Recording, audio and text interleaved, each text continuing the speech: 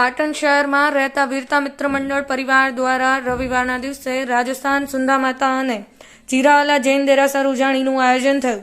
તે ઉજાણીના આયોજનમાં ભોજનદાતા શ્રી રમેશભાઈ ચતુરભાઈ દ્વારા 2 ટાઈમનું ભોજનદાતા શ્રી બન્યા હતા। ત્યારે સમગ્ર પરિવારમાં વડીલો, બાળકો, બહેનો, યુવાનો, મિત્રો દ્વારા સુંદા માતાજીના મંદિરે દર્શન કર્યા હતા।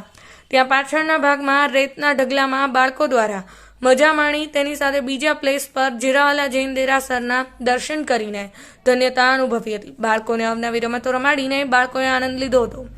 પરિવારની સાથે રહીને આવા કાર્યક્રમ કર્યા હોય તો જરૂરથી પરિવારની ભાવના જળવાઈ રહે છે। છેલ્લા કેટલાક વર્ષથી પાટણમાં રહેતા વીરતા મિત્ર મંડળ પરિવાર દ્વારા દર વર્ષે ઉજાણીનું આયોજન થાય છે।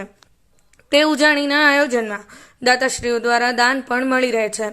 જીવનમાં પરિવાર સાથે રહેવું એ મોટો લાભ છે। એવી જ રીતે સમગ્ર ઉજાણીમાં વડીલો, બહેનો, બાળકો, યુવાન મિત્રો દ્વારા સુંદા માતા અને જીરાવાલા જૈન દેરાસરના દર્શન કરીને ધન્યતા અનુભવી હતી।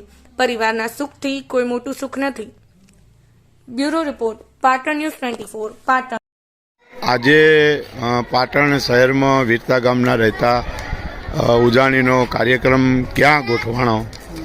આજે પાટણમાં રહેતા વીરતા ગામના પરિવારની અમે દર વર્ષની જેમ સુંઢા માતાએ ઉજાણી યોજી હતી। ત્યાં ચામુંડા માતાનું મંદિરે અમે દર્શન કર્યા।